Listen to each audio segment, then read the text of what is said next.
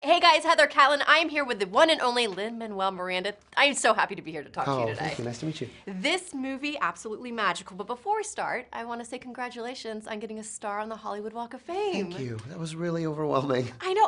What does that mean to you? I mean, it's amazing. I'm particularly moved that it's outside the Pantages Theater. My first job in LA was performing in that show in the Heights with the first national tour. So it feels very full circle. Very surreal, I would imagine.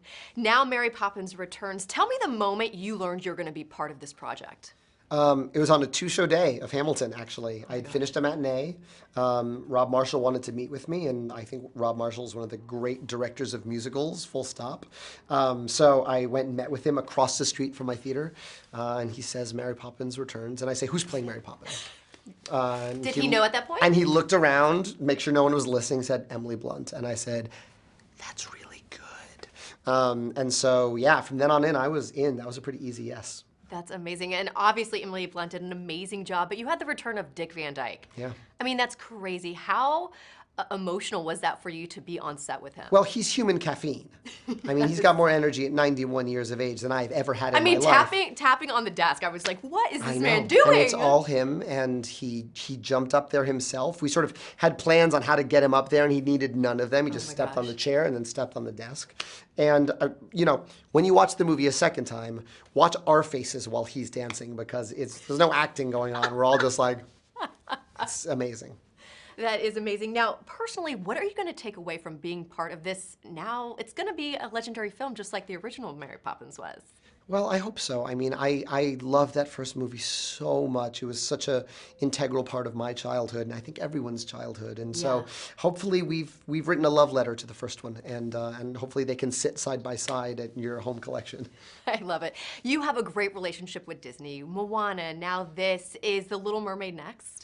Yeah, I hope so. And really, I'm signed on as a producer, but it's really, I'm secretly there as the #1 fan of the original movie. I mean, me too. I think I started writing musicals the moment Sebastian started singing Under the Sea. And so I'm there in whatever capacity they need me. And last question, at this level of your career, I would imagine, because you're a family man too, that it's important to also turn down roles. Oh, yeah. So what is the motion that it takes, or the energy that it takes to actually turn down roles? Because I'm sure you want to be a part of everything you get your hands on. And frankly, Mary Poppins allowed that, because it represented a year in another country.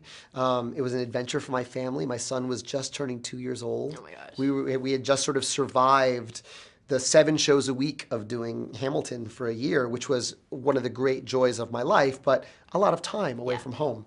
And so I actually got to be more of a family man making this film, bring my son to set every time we filmed a musical number.